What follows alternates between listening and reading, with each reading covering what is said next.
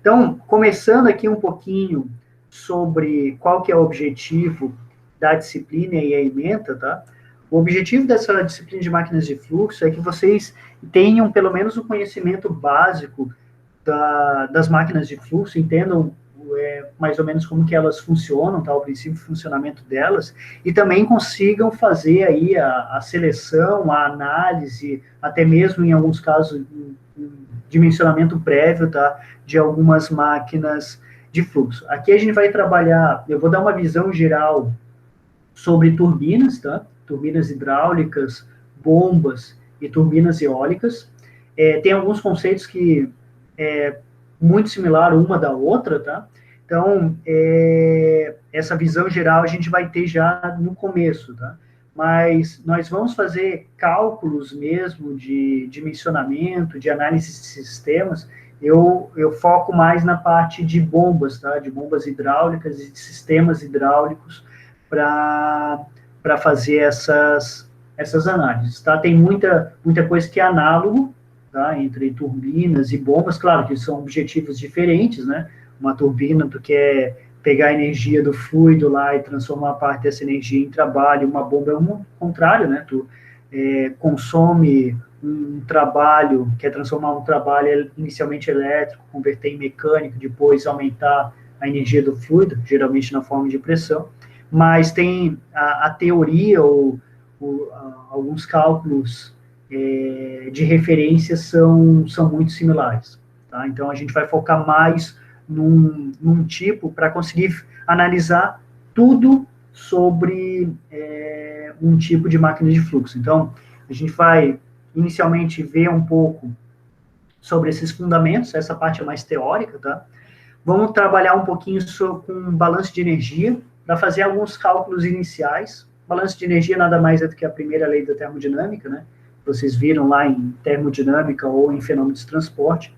Então, a gente vai falar um pouquinho aí de primeira lei, aplicado especificamente em máquinas de fluxo, para ter uma ideia aí de qual que é a potência consumida ou potência gerada numa turbina ou numa bomba, tá? Depois a gente vai trabalhar um pouco com o escoamento, tá? O escoamento no rotor, tá? O rotor é o coração da máquina de fluxo, é onde que a gente tem as pás ali, e a gente vai entender um pouquinho aí qual que é o efeito da geometria desse rotor, como que a gente faz alguns cálculos idealizados para achar a potência consumida ou gerada nesse rotor e assim por diante. Vamos fazer uma análise dimensional também, já vou falar ali nas unidades, isso daqui é muito importante para a parte de protótipos e modelos, tá?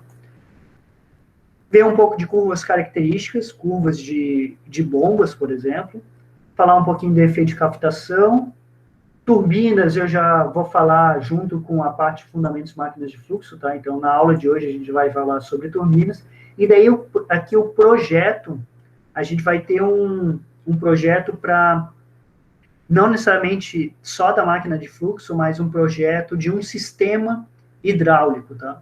Então, aqui a gente vai projetar aí um sistema de bombeamento de água. E daí esse sistema, vocês vão ter que analisar toda a tubulação, presença de acessórios, requisitos de vazão, seleção da máquina de fluxo, então, por exemplo, seleção da bomba necessária para esse sistema. Então, basicamente, o projeto, que é a parte final da disciplina, que é a terceira avaliação, tá? Vai ser uma aplicação de tudo que a gente vai ver na disciplina num projeto prático aí, tá? Algo que poderia aparecer aí se algum de vocês for trabalhar no dimensionamento de um sistema hidráulico, tá? Bom, então, como que estão estruturados esses temas aqui, esses tópicos da ementa, tá? A gente tem 8 unidades, onde inicialmente a gente vai trabalhar com esses fundamentos de máquinas de fluxo, tá? Essa parte bem teórica, a gente vai ver, entender aí sobre como que funciona uma turbina hidráulica, uma turbina eólica, uma bomba, tá? Vai fazer algumas classificações, tá? Aqui a gente divide muito em máquinas para realizar trabalho sobre o fluido, máquinas para extrair trabalho de um fluido. Então, são bombas e turbinas, tá? E o objetivo aqui é a gente entender, diferenciar e classificar essas máquinas de fluxo. É uma unidade curta, tá? Eu coloquei aqui no cronograma uma aula, 4 horas aula, que basicamente uma noite, tá? Para a gente ver essa unidade. Depois a gente vai vir aqui para a parte de balanço de energia, também é uma unidade relativamente curta, porque vocês já viram um pouco de primeira lei da termodinâmica em disciplinas anteriores, até mesmo na disciplina de física, vocês viram um pouquinho. A gente vai pegar e aplicar muito ela especificamente para análise de máquinas de fluxo. Tá? Claro que aqui a gente vai ter que utilizar algumas tabelas, eu vou mostrar para vocês algumas tabelas de propriedades termodinâmicas aqui que a gente vai precisar para fazer algumas análises, mas nada muito complicado, tá? A gente vai discutir sobre isso na aula também. Depois, nós temos a unidade 3. Essa unidade aqui da EGE ela é um pouco maior, tá? Aqui a gente vai fazer uma formulação integral de conservação da massa e quantidade de movimento para analisar o escoamento no interior de um rotor, tá? Pode ser um rotor de uma bomba, poderia ser um rotor de uma turbina, tá? Para que nós possamos entender quais são as forças, os torques gerados nessa máquina, tá? E a gente vai relacionar basicamente essa potência, vamos dizer assim, esse trabalho gerado com as velocidades de entrada e saída do fluido. A gente vai ver que os vetores de velocidade que entram e saem no rotor têm angulações diferentes, a gente vai entender por que existem as angulações nas pás de um rotor, e vai quantificar isso. Tá? E para isso nós vamos trabalhar bastante com um conceito chamado de diagramas de velocidade. Claro que isso daqui vai ser uma análise idealizada, tá? Tem alguns efeitos de atrito, tem alguns efeitos de não tangenciamento do escoamento na entrada e na saída das pás do rotor, que alteram um pouco a potência gerada ou consumida num rotor, tá? Mas isso daqui permite a gente fazer pelo menos uma análise idealizada e até investigar qual é a influência de alguns parâmetros geométricos do rotor. Depois a gente vai pegar essas informações e fazer uma comparação com dados reais e entender o porquê o que altera a eficiência de um rotor, né, na prática, né? Então a gente vai entender lá as perdas que a gente vai ter quando tem o funcionamento de um rotor, tá? Então, a gente vai ver essa formulação integral de conservação da massa e quantidade de movimento. Aqui, quantidade de movimento, principalmente que a gente vai trabalhar é angular, porque a gente tem um movimento rotativo, tá? Vamos definir uma equação aí básica das turbomáquinas, trabalhar com diagramas de velocidade, entender o que é o conceito de potência hidráulica e eficiência de uma máquina de fluxo, tá? Essa unidade é um pouquinho maior. Na unidade 4, nós vamos pegar dados de fabricantes, geralmente, tá? Para analisar as curvas características de uma máquina de fluxo. Então, vou pegar aqui, por exemplo, catálogos de bombas, por exemplo, e a gente vai entender lá quais são as curvas dessa bomba. Curva de potência da bomba em função da vazão, curva de altura de carga da bomba em função da vazão, curva de eficiência em função da vazão. Isso vai ser muito importante a gente conseguir ler essas informações, porque quando a gente precisar selecionar alguma máquina de fluxo, a gente tem que pegar esses dados do fabricante e conseguir analisar, tirar as informações necessárias. Beleza? Quando nós terminarmos essas 4 primeiras unidades, a gente vai fazer uma avaliação. Então, a primeira avaliação é referente à unidade 1, 2, 3 e 4. São várias unidades, mas a unidade aí que vai ter uma carga um pouco maior é a unidade 3, tá? As outras unidades são um pouco mais curtas, tá? Então, quando a gente terminar essas 4 unidades aqui, a gente vai fazer uma avaliação, tá? A respeito delas. Essa é a primeira parte da disciplina. Depois, a gente vai começar, na unidade 5, a fazer o que a gente chama de análise dimensional e avaliar o que nós chamamos de regras de semelhança. Essa parte de análise dimensional, ela é muito importante quando a gente quer fazer, principalmente, análises de modelos e protótipos, tá? Imagina o seguinte, imagina que eu vou pegar lá uma turbina hidráulica, depois a gente vai ver algumas fotos, alguns vídeos, vocês vão ver que uma turbina é algo gigante, né? Principalmente uma turbina hidráulica. Eu quero fazer algum estudo experimental de uma turbina hidráulica. Não compensa tu fazer um estudo de uma turbina hidráulica na escala real, né? Porque tu vai gastar um dinheiro absurdo para construir lá a tua turbina, para daí fazer o teste, daí verificar talvez que teria que mudar alguma coisa no projeto. Então, se tu quer fazer alguma análise experimental, geralmente tu faz um modelo em escala, né? Um modelo em escala reduzida para tu fazer a instrumentação nesse modelo e tirar os dados ali para verificar se está tudo ok. Só que os resultados que você vai tirar nesse modelo não necessariamente vão dar os valores de magnitude que eu teria num protótipo em escala real, né? Então, eu tenho que conseguir fazer essa conversão entre os dados do modelo e os dados do protótipo.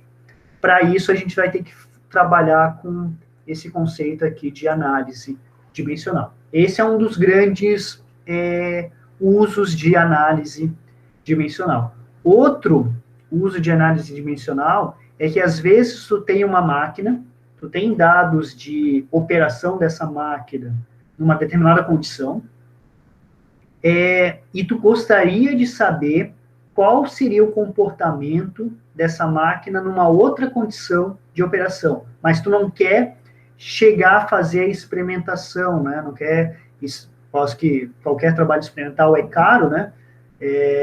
Tu queria pelo menos ter uma prévia, uma análise aproximada de como que ela se comportaria numa outra condição de operação. E muitas vezes, tu respeitar algumas regras aqui que a gente vai discutir nessa parte de análise dimensional, principalmente relacionado aos números adimensionais que representam o funcionamento dessa máquina, tu consegue fazer estimativas de qual vai ser a vazão que ela vai operar numa outra condição de operação, qual vai ser a potência que ela vai gerar, e assim por diante, tá? O que a gente chama de regras de semelhança. Então, a gente vai conseguir fazer comparações de pontos de operação de uma mesma máquina de fluxo, ou até mesmo comparar a influência de variações de dimensões de uma máquina de fluxo, com alguns cálculos aí relativamente simples, tá? É bem simples, na verdade, tá? A análise de regras de semelhança. Então, é uma unidade aí bem interessante. A gente vai ver aí alguns números adimensionais representativos dessas máquinas. Tem alguns que talvez vocês já tenham utilizado anteriormente, por exemplo, um dos números adimensionais que a gente vai utilizar bastante aqui é o número de Reynolds, né? Que é representativo aí de escoamentos, geralmente a gente usa o número de Reynolds para ver se o escoamento é laminar ou turbulento. Aqui a gente vai utilizar também para fazer algumas análises, mas tem outros números adimensionais aqui que são representativos para análise de máquinas de fluxo. Aqui a gente vai trabalhar bastante com bombas, tá? Então, eu vou mostrar especificamente para essa classe de máquinas de fluxo. Depois a gente vai comentar um pouquinho sobre cavitação, tá? A cavitação, basicamente, é um fenômeno que acontece quando eu tenho alguma queda de pressão repentina em alguma parte do meu sistema, até mesmo no escoamento interior da máquina de fluxo. e quando essa pressão cai abaixo da pressão de saturação do fluido, parte do fluido começa a vaporizar, parte do líquido começa a vaporizar. E isso gera essas bolhas de vapor que, quando implodem, podem, além de alterar drasticamente a eficiência do equipamento, o escoamento que está passando ali pelo equipamento, pode começar a deteriorar as superfícies sólidas, principalmente ali das pás que estão presentes no rotor da máquina de fluxo. Então, a gente vai entender em detalhes como que é esse fenômeno de captação, a gente vai visualizar isso, eu tenho até alguns vídeos aqui mostrando em câmera lenta a criação das bolhas de vapor, a implosão dessas bolhas de vapor, tá? E além disso, de entender como surge esse processo de captação, a gente vai ver o que a gente pode fazer para evitar que ela ocorra. Então, por exemplo, para bombas, a gente tem um parâmetro chamado de NPSH, que é a altura de sucção positiva líquida, que a gente consegue calcular esse parâmetro e, com base nele, comparando ele com o nosso sistema, a gente consegue verificar se tem risco ou não de captação no sistema. Tá? Então, no projeto do sistema, a gente consegue já fazer esse projeto de forma que, quando a máquina de fluxo estiver operando nele, a gente não vai ter cavitação no mesmo. Tá? Depois nós vamos falar um pouquinho sobre seleção de bombas. Aqui eu digo seleção de bombas, mas na realidade essa unidade engloba mais do que isso, tá? Aqui a gente vai conseguir comparar tanto a curva de operação da minha bomba, tá, quanto a curva de necessidade de operação do sistema que eu vou construir ou projetar. Então, a gente vai ter que combinar tanto a curva do sistema, o que é o sistema? As tubulações, os acessórios, os reservatórios e assim por diante, com a curva característica da bomba. Tá? A combinação da análise dessas duas curvas que vão nos fornecer, por exemplo, o ponto de operação dessa máquina de fluxo no sistema. E daí a gente vai conseguir saber qual que é a vazão que eu vou conseguir obter nesse sistema, qual que vai ser a potência gerada, qual que vai ser a altura de carga disponível no fluido. Esses conceitos eu vou comentar ao longo da disciplina, tá, pessoal? Então, a gente vai trabalhar um pouco nessa unidade referente a isso. E daí depois, para o caso de bombas, a gente vai entender como nós podemos utilizar a associação dessas máquinas para aumentar ou a vazão ou aumentar a pressão do fluido, tá? Aumentar a vazão ou a altura de carga do fluido. Então, a gente vai ver associações de bombas em série, de bombas em paralelo. A gente vai conseguir, por exemplo, nessa unidade, entender que, se eu quero dobrar a vazão do meu sistema, não adianta só colocar mais uma bomba em paralelo. Não funciona assim, não é, preciso dobrar a minha vazão, vou colocar só mais uma bomba igual em paralelo, eu dobrei a vazão. Não é assim que funciona. Eu preciso dobrar a minha pressão, se eu colocar mais uma bomba em série, eu vou dobrar a pressão. Não é assim que funciona. E a gente vai entender o porquê disso, tá? Então, a gente vai fazer alguns cálculos ali para fazer a análise. Tá? Então, analisar esses sistemas hidráulicos e selecionar essas bombas que atendem os requisitos do sistema. Quando a gente fechar a unidade 7, ou seja, os assuntos da unidade 5, 6 e 7, nós vamos fazer uma nova avaliação, a segunda avaliação, a segunda prova. Beleza? E daí o resto da disciplina, tá, a gente vai ter disponível para resolver um problema aí fazer um projeto de um sistema de bombeamento. Tá? Basicamente, o que vocês vão fazer aqui é utilizar todo o conhecimento que vocês viram na disciplina num projeto aí prático, tá? De modelamento, né? De modelamento. Então, vocês vão poder utilizar de algumas ferramentas para para fazer esse projeto, utilizar as equações que vocês viram ao longo da disciplina, para analisar um sistema. Só para passar aqui para vocês, mais ou menos, como poderia ser esse sistema, eu tive aí já em alguns semestres anteriores, por exemplo, sistema... Deixa eu só colocar aqui a data de hoje, para vocês depois ficar isso daqui organizado lá no APO. Hoje é dia 21/8/2020, disciplina de máquinas de fluxo. Tá? Então, só para apresentar aqui um pouquinho para vocês, um sistema de bombeamento poderia ser alguma coisa assim. Isso já foi um dos trabalhos que eu apresentei na disciplina. Um semestre eu fiz algo assim, ó. Eu tinha um tanque aqui, um reservatório, tinha uma tubulação saindo desse reservatório. Daí eu tinha alguns acessórios aqui no sistema, tá? Não vou me lembrar exatamente, mas tinha alguns acessórios aqui no sistema, presença de válvulas, por exemplo, tá? Tinha um posicionamento aqui para a bomba. E o objetivo desse sistema, um sistema relativamente simples aqui, era jogar essa água no reservatório mais para baixo, reservatório aqui para cima.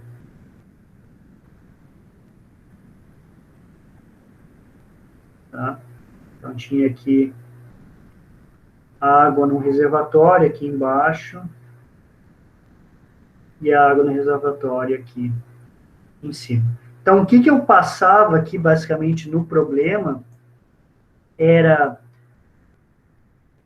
essa distância aqui, entre os reservatórios. Isso daqui eu passava. Deixa eu usar aqui uma régua, fica mais fácil.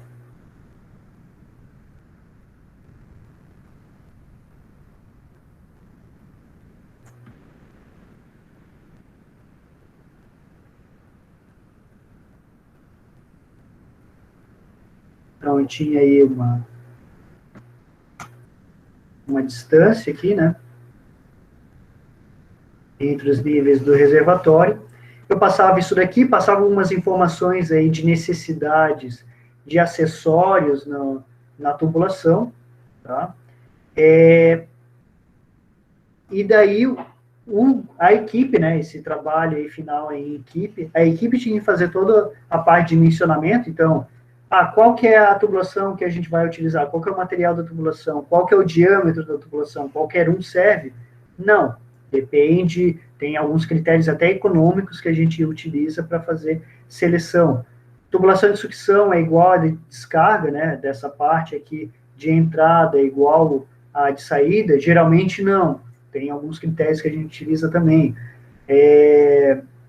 Tinha que fazer toda a análise de perda de carga aqui no sistema, tinha que avaliar a influência do material, e daí, depois de ter feito tudo isso, tinha que fazer seleção de bombas e garantir que não ia ter cavitação na entrada da bomba.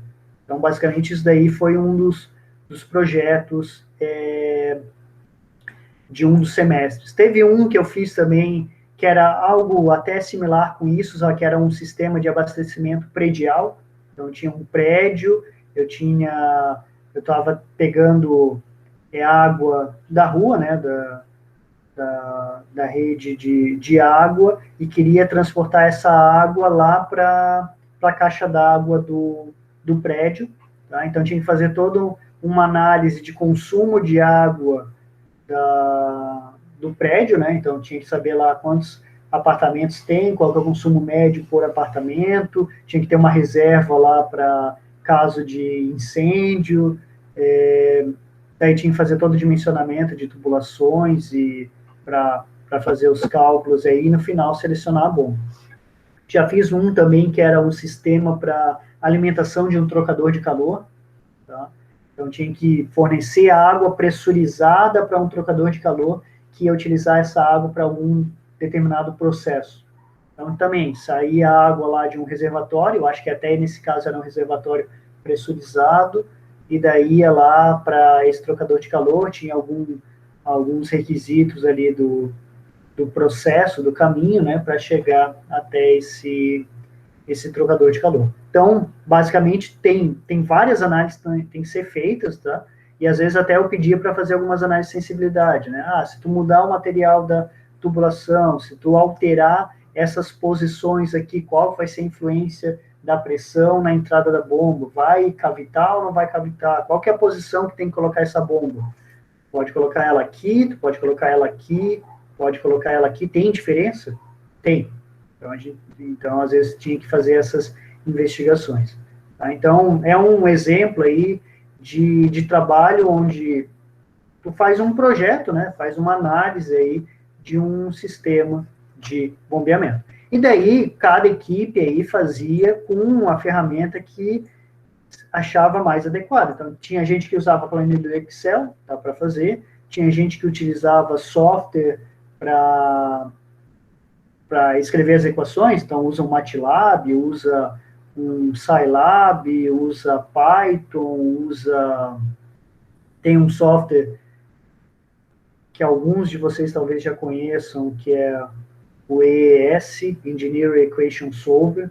Tem algumas bibliotecas interessantes, dá para utilizar. Então, eu deixo aberto a qual utilizar, eu dou algumas dicas ali, até algumas informações de informações de fluidos eu passo também, mas a ferramenta que vocês vão utilizar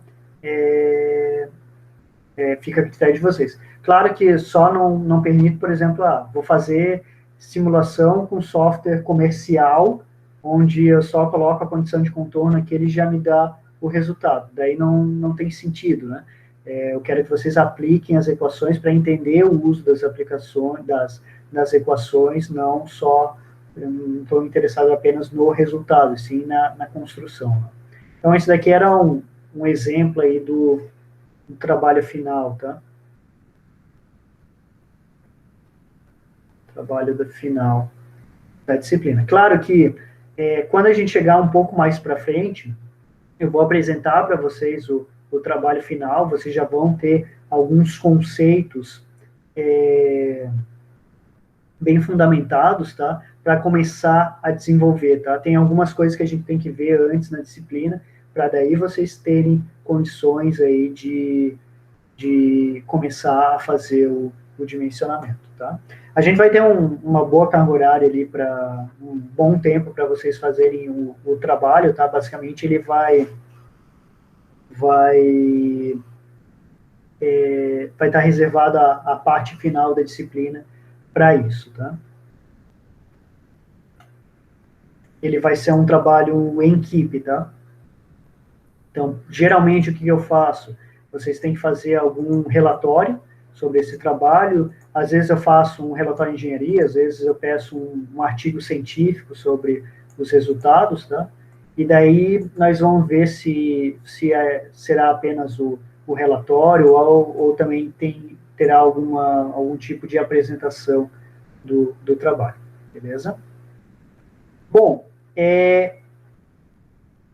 com isso, daí a gente fecha os conteúdos da disciplina e ela, basicamente, a avaliação vai ser feita com base na soma das duas provas com o trabalho. Então, todas essas 3 notas têm o mesmo peso, tá? Soma os 3, divide por 3, conseguiu a média 6 e a frequência, né, de 75%, que vai ser validada por aquelas atividades que eu comentei anteriormente, tem aprovação. Se tiver alguém que não conseguiu atingir a média, tem a possibilidade de fazer uma prova substitutiva, tá?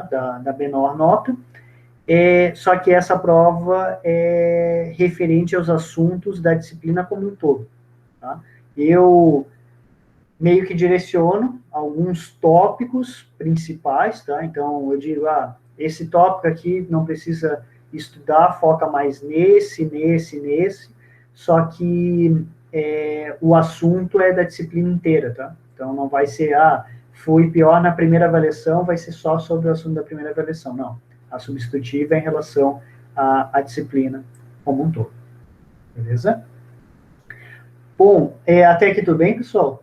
Dúvidas aqui relacionado às unidades de aprendizagem? As unidades da disciplina?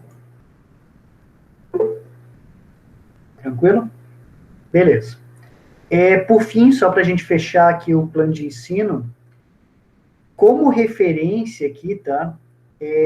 Eu vou sugerir principalmente um livro aqui de mecânica dos fluidos, tá?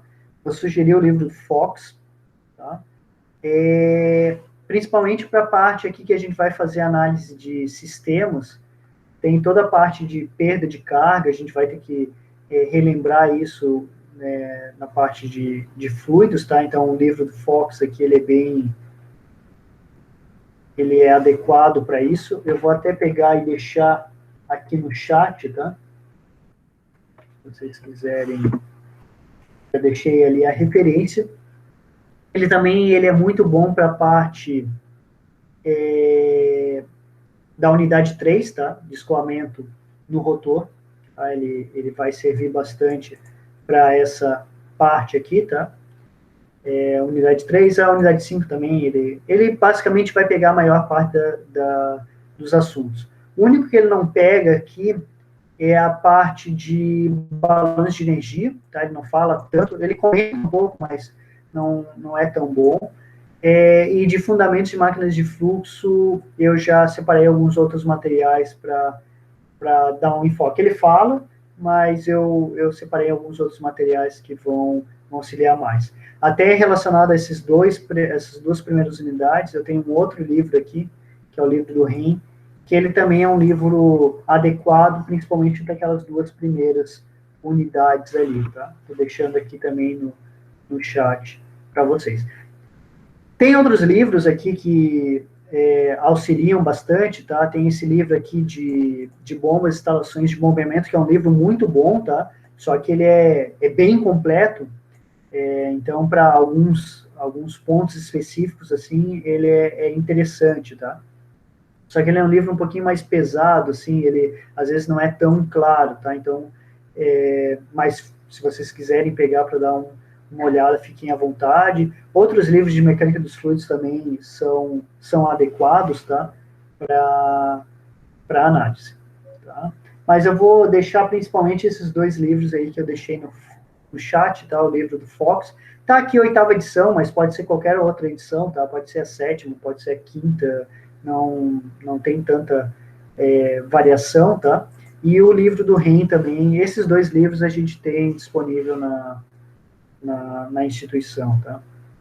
Então, vocês têm acesso. Beleza? Então, com isso aqui, a gente fecha a parte do plano de ensino, tá? Então, só para começar aqui, fazer algumas definições, tá? Só para a gente entender o que é uma máquina de fluxo. Uma máquina de fluxo, ela está dentro de uma classe de máquinas que são chamadas de máquinas de fluido, tá? Uma máquina de fluido nada mais é do que um equipamento que vai promover a troca de energia entre um sistema mecânico e um fluido. Ou seja, ele vai ou transformar energia mecânica em energia de fluido, por exemplo, uma bomba, né? Eu pego energia mecânica e transformo isso em aumento da energia do fluido, aumento de pressão, principalmente, ou o contrário, eu pego energia do fluido, então, por exemplo, eu pego energia de uma queda de água, energia gravitacional, e transformo isso em trabalho. Tá? No caso de uma turbina hidráulica, por exemplo, pego lá a energia de uma queda d'água e transformo isso em trabalho. Ou uma turbina eólica, eu pego a energia cinética dos ventos e transformo parte dessa energia em trabalho. Beleza? Só uma classificação, tá? É só para curiosidade, não... Só para vocês saberem essa nomenclatura, tá? Uma máquina que transforma energia mecânica em energia de fluido, tá? Uma bomba, por exemplo, é o que a gente chama de máquina de fluido geradora, e a que faz o contrário, uma turbina, por exemplo, é uma máquina de fluido motor. E dentro das máquinas de fluido, a gente pode dividir essas máquinas de fluido em duas classes, tá? Principais aqui. Tem algumas classes especiais aqui que a gente nem vai discutir, tá? Mas entre as principais aqui a gente tem as máquinas de deslocamento positivo e as máquinas de fluxo. Basicamente, qual que é a diferença de uma para outra, tá? As máquinas de deslocamento positivo, o fluido, quando tá nessa máquina, esse fluido ele vai ficar confinado durante a sua passagem através da máquina. Então, vai ter algum momento que o fluido vai ficar enclausurado em alguma parte da máquina. Um exemplo aqui, um compressor, por exemplo. O compressor é uma máquina de deslocamento positivo. Por quê? Eu vou ter a entrada do fluido aqui na câmara de sucção, vai ter uma válvula de sucção, por exemplo, para direcionar o fluido aqui para essa câmara.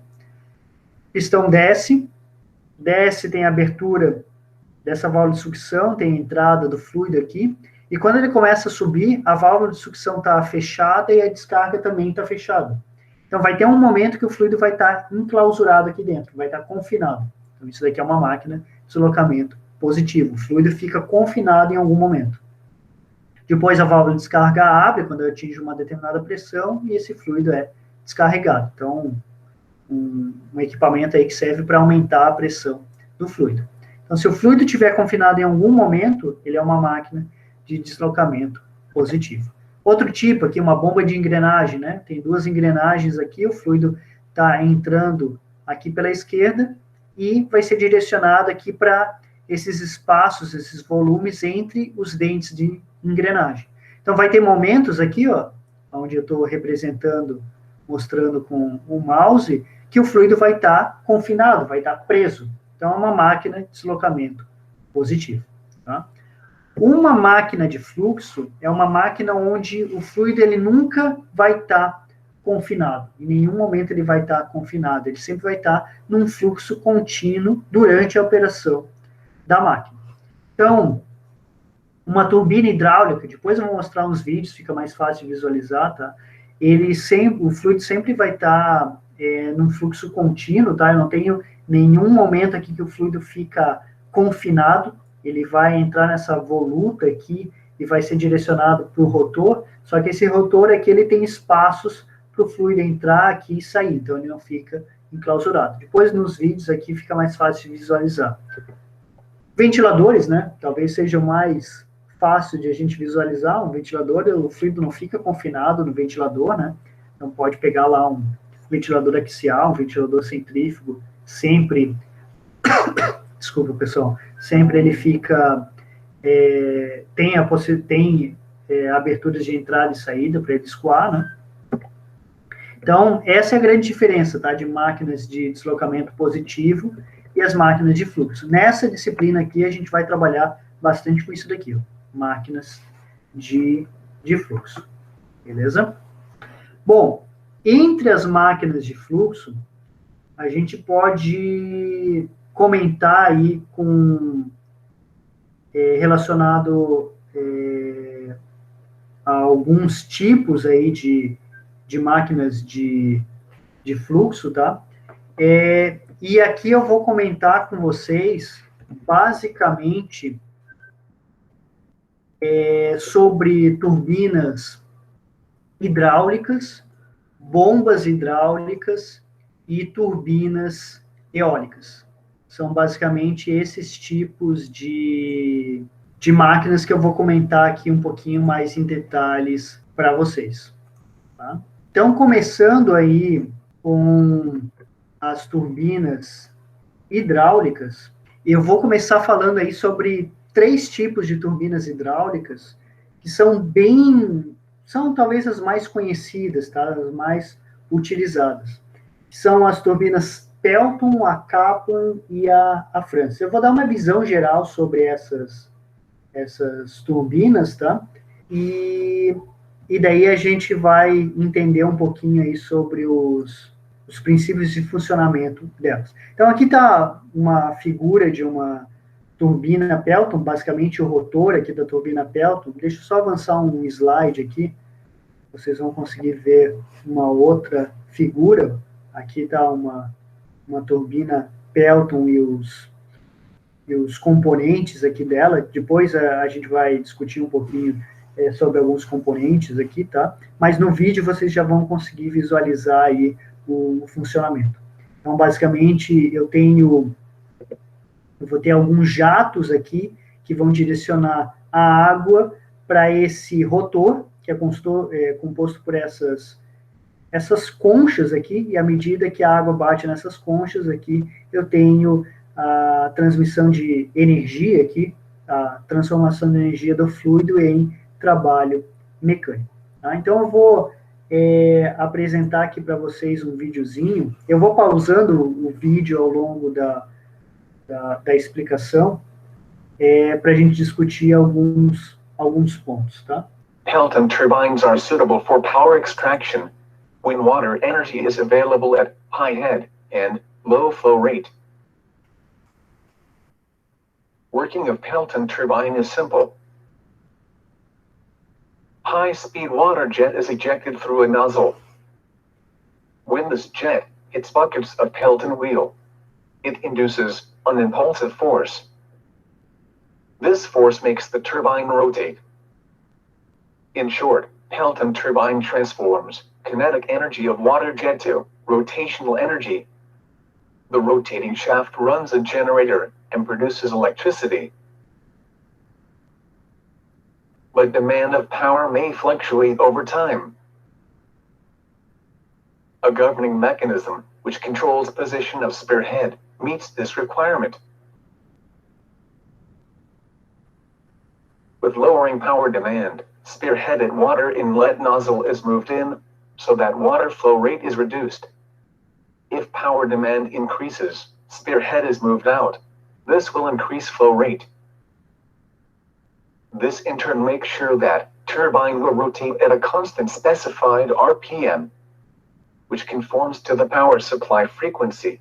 So this mechanism acts as a speed governing mechanism of Pelton wheel. Então, esse mecanismo aqui, basicamente, é um mecanismo para controle de vazão, né? E, consequentemente, aqui da velocidade do fluido que está indo em direção ao rotor da turbina Pelton. Tá? Então, basicamente, o fluido vai vir aqui, vai bater, eu tenho um retorno aqui de parte do fluido, né? E isso vai gerar uma variação de quantidade de movimento que vai promover uma força para deslocar esse rotor. Tá? Então, esse mecanismo aqui é o que a gente viu nessa figura aqui, ó, são esses mecanismos aqui, ó.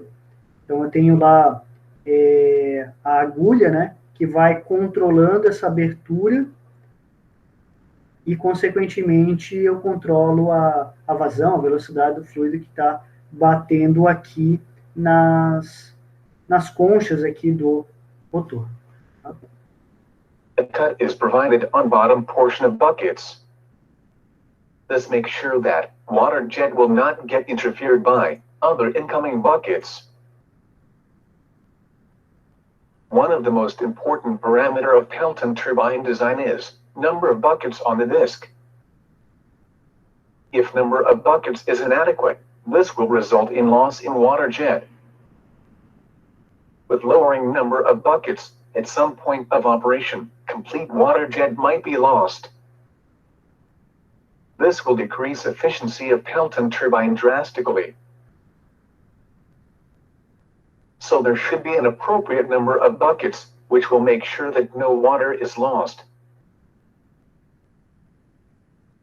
Most vital component of Pelton wheel is its bucket. Buckets are casted as single solid piece in order to avoid fatigue failure. Water jet is split into two equal components with help of a splitter. The special shape of bucket makes the jet turn almost 180 degrees.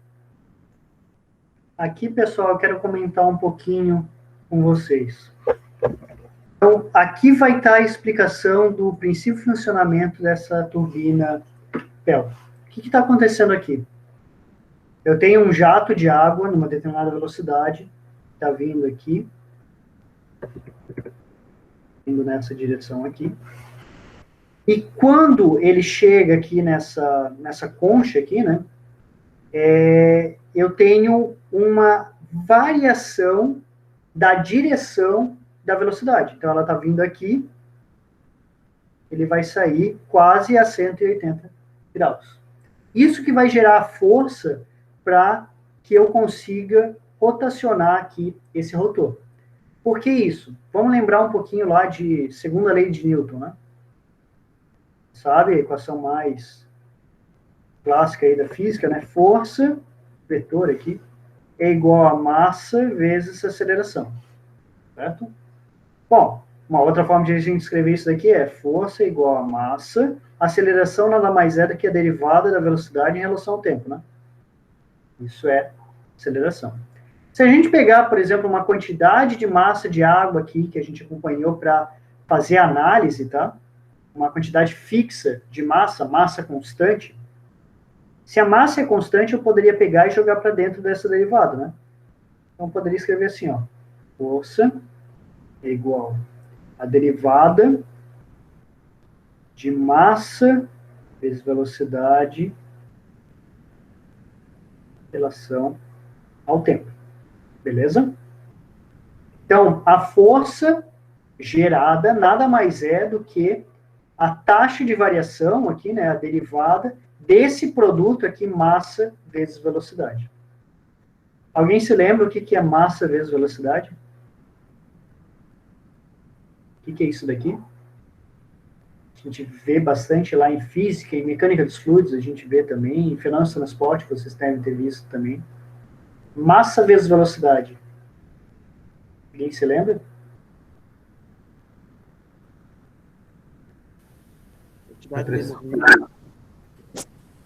Oi? Vazão. Não, não é vazão. Eu acho que alguém falou aí. Pressão? Não. Quantidade de movimento. Quantidade de movimento. Massa vezes velocidade é quantidade de movimento. Então, o que a gente tem aqui é variação de quantidade de movimento. Tá?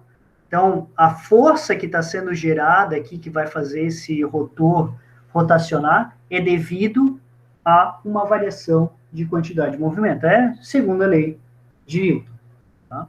Então, o princípio aqui é variação de quantidade de movimento. Então, isso daqui, ó, vou até deixar indicado, isso daqui é quantidade de movimento. Tá? Depende da literatura que vocês vão utilizar, tem várias letras aí para representar a quantidade de movimento. Eu acho que eu me lembro no livro do Fox, ele utiliza um P, tá? Um vetor P como quantidade de movimento. Mas assim, ó. Gustavo, a turbina de Pelton, ela não teria função de gerar eletricidade, né? Não, ela tem função de gerar, ela pode ser utilizada para gerar eletricidade, sim. Ela é utilizada muito quando eu tenho locais com baixa vazão e altas alturas de queda, eu utilizo bastante turbinas Pelton. Com essa altura de queda, tem como pressurizar, então, a água para fazer o movimento? Sim, tu vai pegar esse fluido, vai recolher, vai direcionar ali no sistema para direcionar para o bico injetor ali, né? Mas ele é utilizado principalmente em usinas de alta queda. Vazões baixas, mas quedas altas. Beleza? Entendi, por isso aquela esfera diferenciada lá. Oi? Por isso tem aquela esfera diferenciada no final do bico ali. Aquilo ali é mais um controle, tá? Porque tem momentos, já que às vezes tu quer alterar a geração de potência, até mesmo cessar a geração de potência, aquilo ali é um controle de vazão, né? Então, tu pode controlar ali a vazão e, consequentemente, a velocidade para a geração. Entendi. Bom, então a quantidade de movimento, a força que é utilizada para fazer isso daqui rotacionar é devido à variação ou taxa de variação da quantidade de movimento. Tá? Isso daqui, esse tipo de turbina é o que a gente chama de turbina de ação, tá? Ou turbina de impulsão. Vou até colocar aqui, ó. Turbina de ação. Tem algumas literaturas que chamam impulsão, tá? Quando eu falo que eu tenho uma turbina de ação e impulsão, é que a força é devido basicamente à variação da quantidade de movimento, basicamente devido à alteração desse vetor velocidade. Tem algumas turbinas que a força não vai ser devida a isso, vai ser devida a gradientes de pressão, tá? A força gerada. Então, às vezes tem essa divisão de nomenclatura, de classificação. This produces an impulsive force on bucket. Force so produced can easily be derived from Newton's second law of motion. Blade outlet angle close to 180 degrees is usually used in order to maximize impulsive force. Absolute velocity of fluid will have huge drop from inlet to exit of bucket. However, pressure remains same. So Pelton turbine gain. Essa é uma característica também interessante, tá? Já que esse jato está aberto, né? A pressão não vai se alterar, né? O que vai gerar ali, não tem alteração de pressão nesse rotor. O que se altera ali é a direção do vetor velocidade, né? Por isso que eu tenho esse formato aqui para alterar bastante esse vetor velocidade. Não faria muito sentido, ou não seria muito adequado, se eu tivesse, em vez do formato aqui dessa concha, que é isso daqui, né? Onde eu tenho o fluido chegando aqui, desviando para cá e para cá, se eu tivesse alguma coisa assim, por exemplo, sei lá, algo assim, ele vem aqui e desvia para cá. Eu ia gerar um pouco de força, mas não tanto quanto isso daqui. Eu tenho esse formato aqui quase a 180 graus para maximizar ou ter a maior variação de quantidade de movimento para gerar a maior força. Mechanical energy purely due to change in kinetic energy of jet, not due to enthalpy change. Which means Pelton turbine is a pure impulse machine. É o que eu comentei ali, a turbina de ação, né? Devido Pelton turbine basicamente à design variação is de always quantidade de aimed at movimento. extracting maximum power from water jet, or maximizing efficiency. Power extraction is maximum when product of impulsive force and bucket velocity is maximum. Aqui ele já comentou aí do princípio de funcionamento, tá? Então, basicamente é assim que funciona uma turbina Pelton, tá, pessoal? Bom, essa daqui é a turbina Pelton, tá? Só para vocês terem uma ideia geral. Aqui tá só uma visão geral dessa turbina, tá? Então, tá aqui o rotor com as conchas, né? Tem a agulha que faz ali esse controle, tem a parte superior, a tampa superior, tem esse defletor que às vezes é utilizado, muitas vezes tu quer fazer uma parada na turbina, tu coloca esse defletor na entrada aqui para ele desviar o fluido e não bater nas conchas, tá? Então tem um mecanismo aqui, ó, dá para ver na figura aqui para ele fazer parar de ter essa atingir ali, né? O Marlon está comentando ali também, né? Quando a rede cai para não entrar em disparo, né? Então é muito utilizado isso daqui como um mecanismo, né? Para parar. Tá? Continuando aqui, vamos comentar agora um pouco lá sobre a turbina turbina Francis, tá? Que é um outro tipo de turbina, tá? Aqui só para vocês darem uma olhada na imagem, dimensão aqui de um rotor, ó, as pessoas aqui, e o rotor é só essa parte aqui central, tá? Então aqui está a imagem da turbina. Aqui está uma outra figura, tá? Então aqui está a caixa espiral, aqui está o rotor, tá? Aqui está a saída. Então basicamente o fluido entra por aqui, ele faz esse movimento aqui, tá? Esse movimento de periférico que vai entrando pela periferia aqui do rotor e vai descer por aqui. No vídeo ali vai ficar um pouco mais fácil de visualizar. Então entra por aqui e daí ele sai por aqui. Francis turbines are the most preferred hydraulic turbines. It contributes about 60% of the global hydropower capacity, mainly because it can work efficiently under a wide range of operating conditions. Most important part of Francis turbine is its runner. It is fitted with a collection of complex-shaped blades. In runner, water is entered radially and leaves axially. During the course of flow, water glides over runner blades. Francis turbine blades are specially shaped. You can note that blades are having thin airfoil cross-section. So when water flows over it, a low pressure will be produced on one side and high pressure on the other side. This will... Então, essa daqui que a gente viu era a Pelton, né? Turbina Pelton. A turbina Francis, deixa eu ver se não tem mais algum. Ah, tá, só um detalhe aqui, ó. Eu comentei com vocês. Essa turbina, ela basicamente é utilizada quando eu tenho alturas elevadas, tá? E vazões baixas, tá?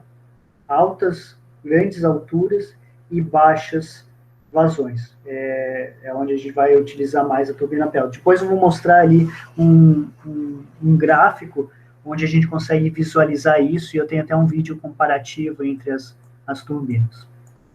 A outra que eu vou comentar aqui é a Francis. A Francis é uma das mais utilizadas, tá? Porque ela consegue trabalhar com uma faixa elevada de vazões e alturas, tá? De queda. Então, é um dos tipos aí mais utilizados, mais do que as Francis, mais do que a Pelton e a Kaplan, tá? Ela tem uma faixa aí maior. E, basicamente, o princípio de geração da força ali para promover a rotação do rotor não é agora devido exclusivamente a uma variação de quantidade de movimento, tá? Ela tem uma grande parcela dessa força devido a um gradiente de pressão. Então, as pás ali do rotor, elas têm um formato como se fosse de um aerofólio, tá? Como se fosse uma asa de avião, né? Então, eu tenho um perfil de aerofólio, que é o que está representado. Vou fazer um desenho aqui, ó. Como se eu tivesse aqui um aerofólio, é como se fosse uma coisa assim, né? Tem um perfil aqui de um aerofólio. O fluido, quando passa por esse perfil aqui, ele é dividido, né? Parte vai passar por cima, parte passa por baixo. Só que a distância percorrida por cima e por baixo aqui, ou de um lado e do outro, é diferente. Então, por exemplo, se aqui por cima tem uma distância maior, ele tem que percorrer essa mesma distância no mesmo tempo que o fluido que está passando por baixo está percorrendo uma distância menor. Então, a velocidade aqui em cima vai ter que ser maior do que a velocidade embaixo. Consequentemente, não sei se vocês se lembram lá da equação de Bernoulli, né? Quanto maior a velocidade, menor é a pressão. Então, aqui em cima teria nesse lado teria uma pressão menor do que do outro lado. Isso gera um gradiente de pressão, né, entre as faces aqui entre os lados aqui do aerofólio. E, consequentemente, se eu tenho uma diferença de pressão, eu vou gerar lá uma força. Num avião é utilizado, por exemplo, para dar sustentação do avião. Num carro de corrida, quando eu tenho um aerofólio, para dar uma força em direção ao solo, né, para dar o downforce, para grudar o carro no chão. Numa turbina, é utilizado para rotacionar. Daí o aerofólio está como se estivesse deitado aqui, o fluido passa de um lado e do outro, tem uma variação de pressão. Nesse caso aqui, nesse lado, eu tenho uma pressão maior do que o outro, então eu vou gerar uma força nesse sentido aqui, que vai auxiliar no processo de rotação do rotor. Tá? Então, nas turbinas Francis, o princípio é basicamente devido a esse gradiente de pressão. Na realidade, na Francis, tem esse efeito aqui e também tem o efeito de variação de velocidade, porque no final da pá eu tenho uma curva, tá? No vídeo ali vocês vão conseguir visualizar essa curva no final da pá, e daí quando eu tenho essa curva, eu tenho uma variação da quantidade de movimento também, que gera uma força aí de ação, tá? Essa força aqui que a gente chama, devido a gradiente de pressão, é uma força de reação, tá? A gente comenta. Result in a lift force. You can also note one more peculiar thing about the blade. It is having a bucket kind of shape towards the outlet. Observem aqui a curvatura. So water will hit and produce an impulse force before leaving the runner. Both impulse force and lift force will make the runner rotate. Então, é uma combinação dos dois So efeitos, tá? Francis turbine is not a pure Tanto o gradiente de pressão, devido à diferença de pressão, quanto essa variação aqui da quantidade de movimento. Então, vou ter uma combinação dos dois tipos aí de força, tá? reaction turbine. A portion of force comes from impulse action also. Thus, as water flows over runner blades, both its kinetic and pressure energy will come down. Since flow is entering radially and leaves axially, they are also called mixed flow turbines. Tem algumas traduções aqui do vídeo que não estão muito corretas, tá? É uma máquina de fluxo mista, tá? Que é o que a gente chama de fluxo misto. Tá? Então, tem algumas traduções aí que... ele está falando faca ali, é blade, é pá, tá? É umas traduções aí que não estão... Ele está traduzindo automaticamente, não está tão adequado. Tá? Runner is connected to generator via a shaft for electricity production. This arrangement is fitted inside a spiral casing. Flow is entered via an inlet nozzle.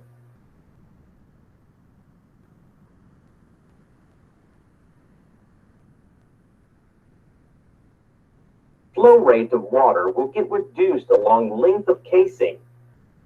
Aqui é um ponto interessante também, pessoal. Vocês observem que nessa caixa espiral aqui, à medida que o fluido vai passando, né, eu tenho uma redução na área de seção transversal. Qual que é o objetivo disso? É que à medida que o fluido vai passando por aqui, parte do fluido vai entrando, né? Parte do fluido vai entrando aqui em direção ao rotor. Então, consequentemente, a quantidade de água vai diminuindo. Só que a gente a gente prefere que as velocidades de escoamento do fluido aqui entrem mais ou menos iguais, constantes ao longo de toda a periferia, para não ter desbalanceamento nesse rotor.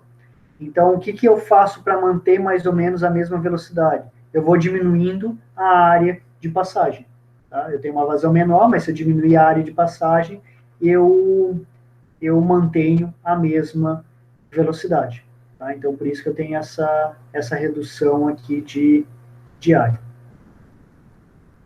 Since water is drawn into the runner, but decreasing area of spiral casing will make sure that flow is entered to runner region almost at uniform velocity. Stay vanes and guide vanes are fitted at entrance of runner. The basic purpose of them is to convert one part of pressure energy to kinetic energy. Flow which is coming from the casing meets stay vanes, they are fixed. Então, a gente tem aqui dois tipos de pás, tá? Diretrizes. Uma, basicamente, para direcionar o fluido para dentro do rotor, tá? Então, ele tem uma angulação aqui que serve para mais ou menos combinar com as angulações das pás do rotor. E tem um outro conjunto aqui que serve como um tipo de controle também. Isso aqui consegue se movimentar para controlar até mesmo a vazão, tá? Depois ele vai Stay movimentar, vanes vocês vão ver. steers the flow towards the runner section. Thus, it reduces swirl of inlet flow. Demand for power may vary over time. The guide vane mechanism is used to control water flow rate and make sure that power production is synchronized with power demand. Apart from controlling flow rate, guide vanes also control flow angle to inlet portion of runner blade. Thus, guide vanes make sure that inlet flow angle is at optimum angle of attack for maximum power extraction from fluid. Low pressure at exit side of turbine may cause serious problems of cavitation. So a carefully designed draft tube is fitted at exit side to discharge the fluid out. Aqui, basicamente, pessoal, a gente vai ter uma queda de pressão aqui quando o fluido sai do rotor, tá? E isso pode ser um ponto de preocupação, porque se a pressão cair muito abaixo da pressão de saturação do fluido, ou seja, na pressão de mudança de fase, esse líquido, parte desse líquido pode vaporizar, pode se transformar em vapor. E se essas bolhas de vapor implodirem, elas podem começar a fazer um processo de erosão aqui na superfície da máquina, tá? Pode começar a desgastar a máquina. Então, uma forma de controlar isso, uma forma de garantir que eu não tenha uma queda tão grande de pressão, é tu ir alterando a área de saída dessa seção desse tubo de descarga aqui da turbina. Basicamente, a ideia é a mesma que a gente viu anteriormente para controlar aqui o fluxo. Deixa eu mostrar aqui. Se eu tenho, por exemplo, uma área de saída que está abrindo, que é basicamente o que eu tenho ali na saída da turbina, se está abrindo essa área, eu tenho um aumento de área, consequentemente, a minha velocidade está diminuindo, né? Quanto maior a área de passagem, menor é a velocidade, porque a vazão vai ficar a mesma, né? Então, a vazão aqui, basicamente, é constante, eu aumento a área, diminuo a velocidade. Se eu diminuo a velocidade, o que acontece? Eu tenho um aumento de pressão. Então, eu utilizo isso daqui para elevar um pouco a pressão do fluido, de modo que eu não chegue numa pressão tão baixa que fique menor do que a pressão de saturação do fluido. E assim eu evito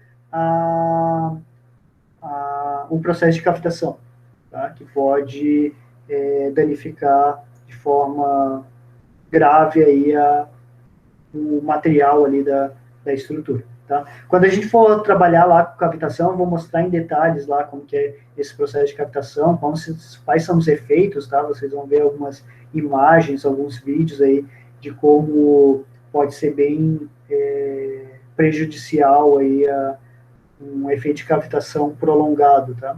No sistema. Draft tube will transform velocity head to static head due to its increasing area and will reduce effect of cavitation. Hope you had a nice session on work.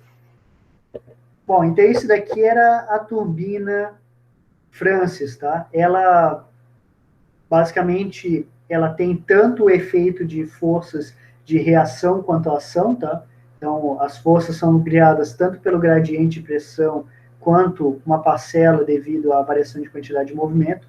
Tem alguns autores que definem ela como uma turbina de reação, tá? Que é devido a essa força devido a gradiente de pressão. Tem alguns que falam que é reação mais ação, tá? Então, depende muito da literatura que tu utiliza. Mas ela tem as forças de reação ali que são majoritárias aí no processo de gerar a força para rotacionar o rotor desse tipo de turbina. Ela é a mais utilizada, tá? Depois eu vou mostrar um gráfico aí, ela atende uma faixa ampla aí de vazões e alturas de carga, então por isso que ela é bem utilizada.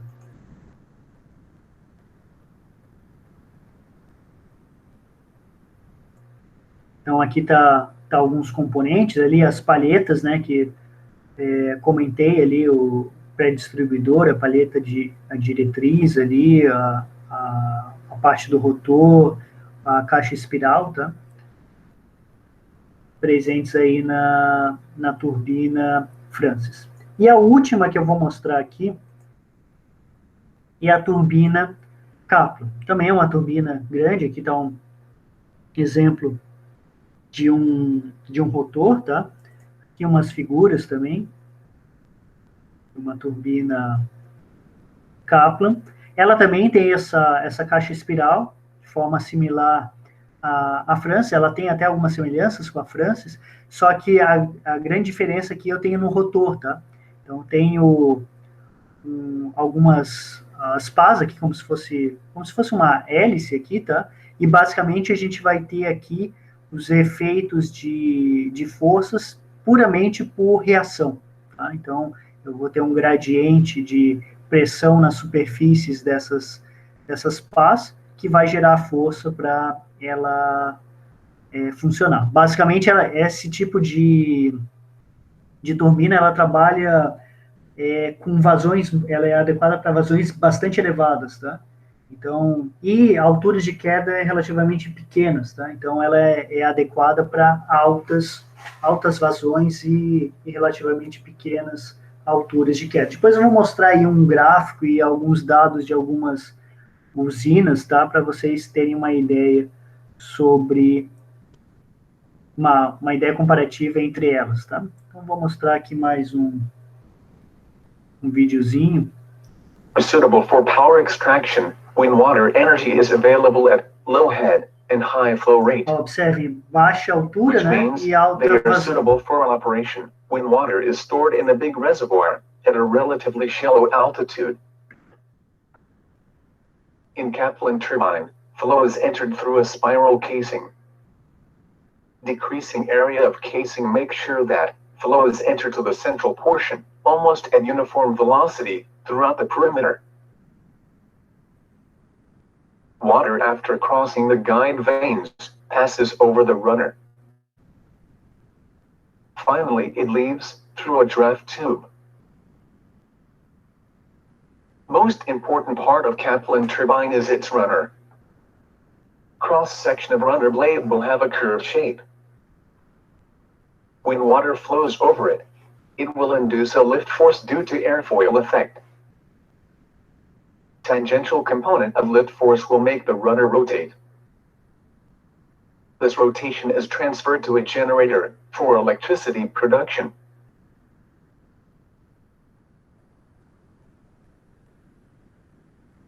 Kaplan turbines are axial flow machines, where absolute velocity of flow is parallel to axis of turbine.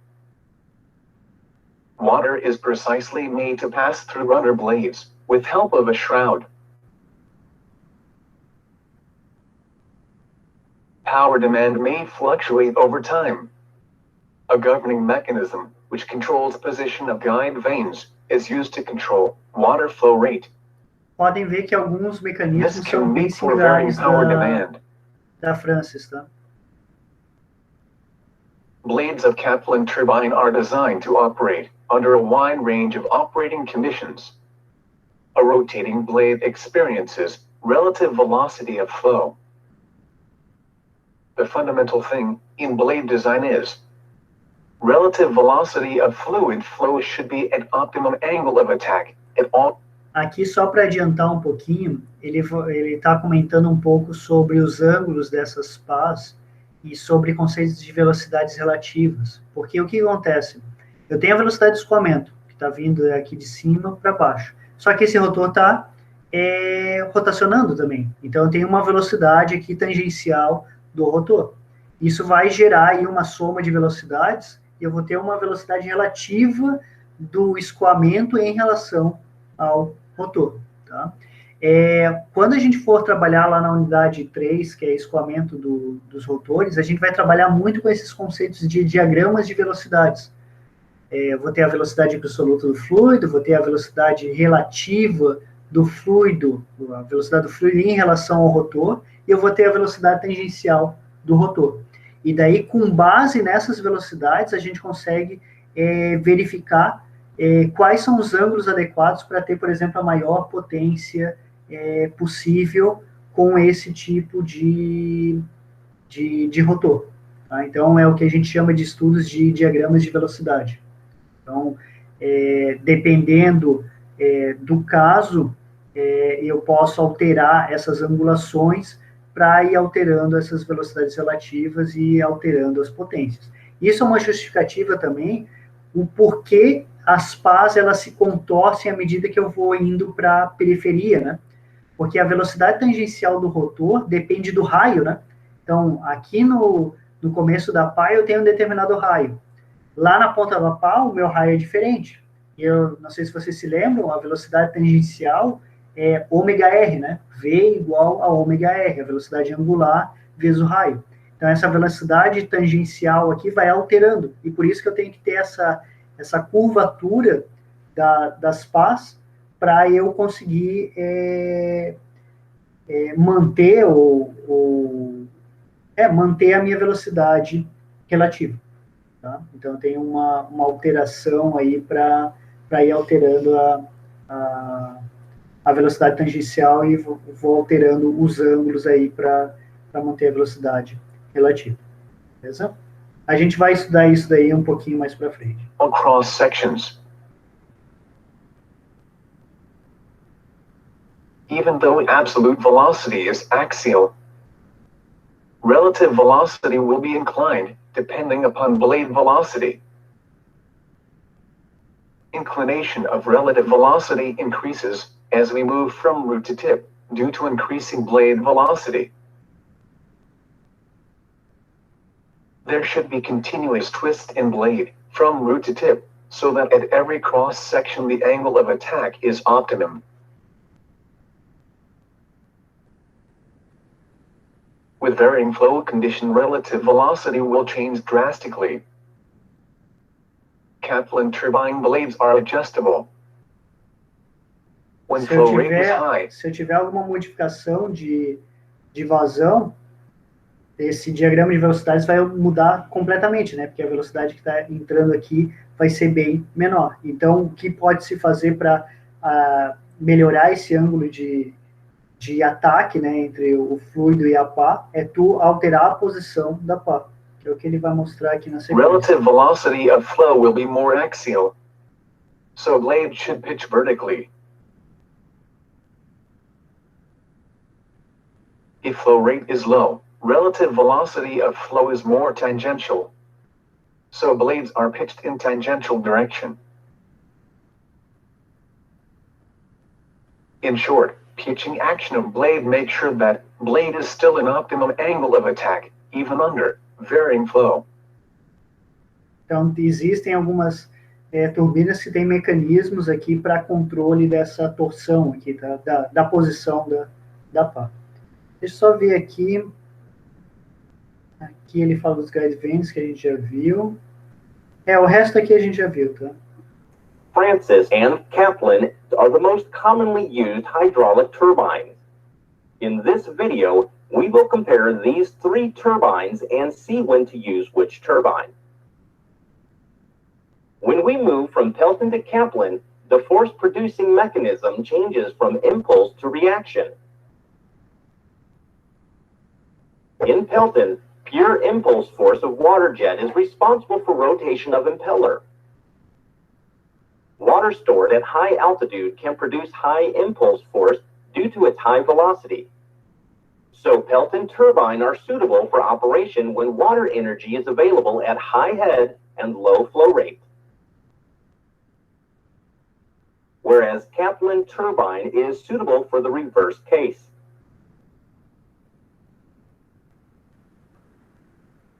A high water flow will guarantee efficient production of reaction force. So when water is available at high flow rate and low head, Kaplan turbine is the best choice. Francis turbine comes in between for medium head to medium flow rate applications.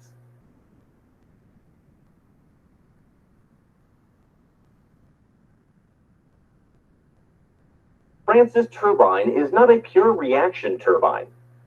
A portion of force comes from impulse action also. This graph gives a clear idea about when to use which turbine, depending upon available water head and flow rate. It is obvious that Observe nesse gráfico aqui, ó, aqui tem altura de carga, altura de queda, tá? E vazão. As Peltons são utilizadas para vazões baixas e alturas elevadas. As Kaplans é o contrário, vazões altas e alturas baixas. E as Francis são as que englobam uma área maior. Elas pegam uma parte lá da Pelton, pegam uma parte da Kaplan, mas ela trabalha com uma faixa elevada de variação, tanto de altura quanto de vazão. Por isso que ela é a mais utilizada. Francis turbine covers a wide range of operating conditions, or they can work efficiently in wide range of operating conditions. This is why Francis turbine is the most preferred hydraulic turbine. Aqui está mostrando só como que a eficiência pode variar muito se tu sai muito da faixa de aplicação da turbina, tá? Isso daqui está em função de um parâmetro, que é a velocidade específica. A gente vai ver um pouco o que é a velocidade específica, é um número adimensional. Basicamente, ele é função de vazão, rotação e altura, tá? Mas ele é um dos parâmetros mais utilizados para fazer seleção de máquinas de fluxo. Tá? If you use a turbine out of its recommended operating range, it will work, but less efficiently. It is also interesting to note the direction of fluid flow with respect to axis of rotation in each case.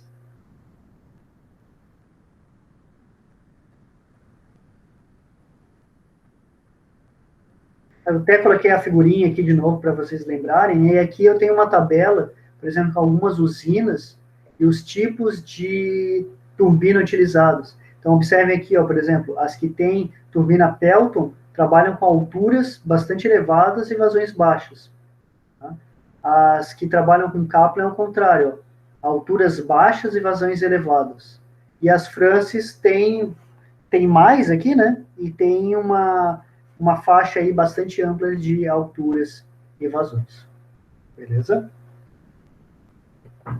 Bom, na sequência, depois a gente vai trabalhar um pouquinho aí com turbinas hidráulicas e bombas hidráulicas e turbinas eólicas, tá? Eu vou comentar um pouquinho com vocês.